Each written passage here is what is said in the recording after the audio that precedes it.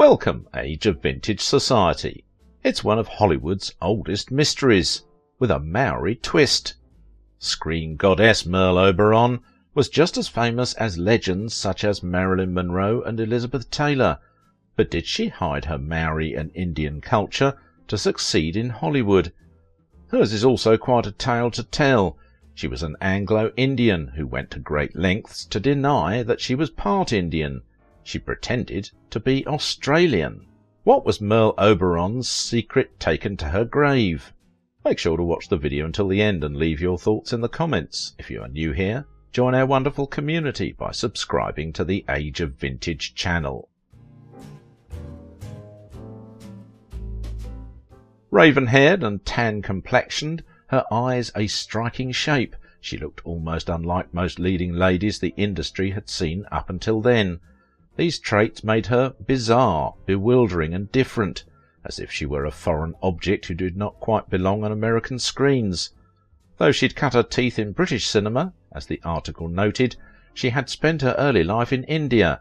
Her stage name was Merle Oberon. The name may not mean much to modern film fans, but the late great star was the first Indian-born actress to make it big in Hollywood. The Bombay-born actress overcame an incredibly painful past to become a huge star in the 1930s and remained active as a performer until the early 1970s.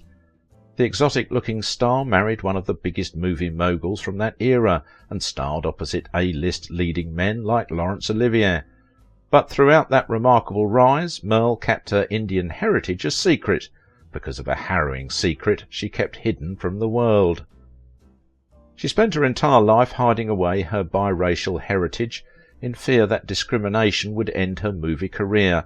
The stunning alabaster-skinned beauty was half Indian, a heritage she hid from the world at all costs. Oberon went on to become one of the greatest movie stars of the era and an Academy Award-nominated actress, but to do so she rewrote her past and spurned all contact with her family, her identity and her past. We all know many classic Hollywood stars manufactured their personal history for more popular appeal, but Oberon definitely wins the award for most convoluted background in the business. She claimed to have been born in Tasmania to aristocratic parents and merely raised in India. In reality, Oberon was indeed born in India to Arthur Terence O'Brien Thompson, a British engineer who worked for Indian Railways, and teenaged Constance Shelby, who was a Maori and Sri Lankan. Constance was just 12 years old when she gave birth to Estelle Merle O'Brien Thompson out of wedlock, and the identity of the father remained unknown. To hide the scandal, Charlotte said Merle was her daughter and brought her up as the younger sister of Constance. The real birth mother Constance later married and had 4 other children, who all believed Merle was their aunt. However, it was Constance's mother, Charlotte, who claimed the baby, and thus making Merle believe her mother was her sister and her grandmother was her mother. Must have made for weird family reunions. Because she grew up in the British Indian Empire and was of mixed heritage, Oberon's childhood was marred with hatred and prejudice, so it shouldn't come as any surprise that, as she grew older, Oberon tried her best to hide her Indian heritage. She would often tell people that the older woman who lived with her was her maid, when it was actually her mother. To understand the reason Merle would cling to her lies, it is perhaps necessary to understand the world into which she was born in 1910. British Indian society was ruled by the English class system, intolerant of people of mixed race. Wealthy native Indians were accepted in the British segment of society if well born enough, as in the case of Indian royalty. But the biracial product of relationships between men and women of different races were an affront and a threat. In British India, white men outnumbered white women vastly, and biracial children were seen as a betrayal of morality, the mingling of British blood with inferior races due to illicit relations, or worse, the result of love affairs. The young Oberon received a scholarship to attend the well-known private school La Martiniere, Calcutta. It was one of the most prestigious private schools in the country, and though Merle was light-skinned, her ancestry was known, and she was taunted and tormented by her colleagues.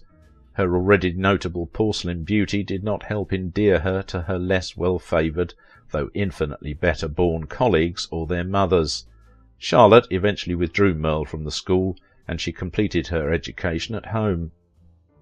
However, she did acquire the perfect diction and the elegant upper-class English accent that would open so many doors in the world of British theatre and cinema. The cinema offered Merle a brief escape into a more gracious and fascinating world. Sitting in the dark, watching the mesmerizing flickering images of Rudolph Valentino on the screen, it was easy to believe anything was possible. Anything. She was cast in her first film when she moved to London at 17. By the time she reached Hollywood, where she made more than 60 films, Oberon fabricated her past to conceal her true identity. Hollywood at the time was full with prejudice, and faces on the big screen were mostly white. If she had acknowledged that she had a touch of the tar is what they called it in those days, her whole life, her whole career would have been totally destroyed. Gossip columnist David Hartnell met Oberon when she visited Auckland in 1977. He says she was exotic and exuded star quality. She said that she was born in Tasmania, and that was so far away from Hollywood, Tasmania in those days.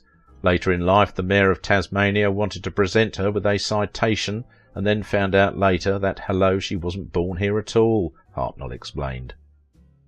She took an interest in movies and started dating an actor by the late 1920s, but he ended the relationship after he discovered her mixed heritage. Merle packed her belongings and moved to France in search of an acting break, where, after some struggle, she appeared as an extra in a film. Raised by her grandmother, she had an interest in acting early in life and performed with the city's amateur dramatic society. The determined teenager with exotic subcontinental looks then journeyed to England in 1928 and balanced working as a club hostess with playing in minor unbilled roles in various films. In 1929, Merle met a former actor and colonel in the British Army, Ben Finney. Finney was enamoured and looked like the romance might lead to a serious commitment, until he visited her home. There he met Constance, whom he thought was Merle's sister. At the sight of Constance's dark skin, Finney realised that Merle was of mixed race, and he immediately ended the relationship. But he offered to introduce her to the director Rex Ingram, so, while still in her teens, she pulled enough money to travel to France to meet the filmmaker. Ingram found Oberon's appearance so entrancing that he cast her as an extra in a film of his, The Three Passions. From there she went to Britain, where her career took off. As she pursued fame abroad, though, Oberon deliberately concealed two truths about herself. She grew up poor and was, at least in part, brown. She moved to England in 1928 and quickly caught the attention of Hungarian director Alexander Korda. Korda cast her as Anne Boleyn in his 1933 film The Private Life of Henry VIII, crediting her under the name Merle Oberon. The role would become her breakout, boosting her professional and personal life. There were taboos in the era during which Oberon laboured against impossible odds to become one of old Hollywood's brightest stars. Once in America, she would star in Sidney Franklin's wartime romance The Dark Angel, which earned her an Academy Award nomination for Best Actress in a Leading Role. Though the public had no clue about her mixed-race parentage back then, stories in gossip mills were pure conjecture, she is to date the only actress of known Asian descent to be nominated in that category in the 20th century, an embarrassing indictment of the Academy's institutional blind spots. In 1939 she won the defining role of her career as the tormented Cathy in Wuthering Heights opposite the already legendary Shakespearean actor Laurence Olivier.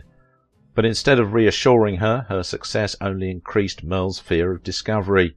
Perhaps she imagined a chorus of disgust, or on the faces of her lovers the same rejection Finney had visited on her, discovering her background. Even though Charlotte had been her constant companion until her death in 1937, Merle cut off all contact with her family. Merle never saw Constance, her birth mother, again. Years later, one of her half-brothers, Henry Selby, who had moved to Canada, sought her out in Los Angeles and tried to establish a connection, but Merle rejected him unequivocally. Estelle Merle O'Brien Thompson was dead, and no one would be permitted to resurrect her, and until the very end of her life as Merle Oberon, she hid and denied her true self.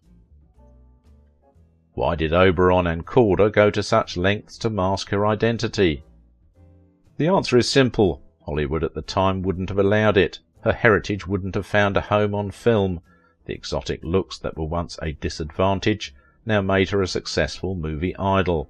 A long list of leading men lined up to either woo or star opposite her.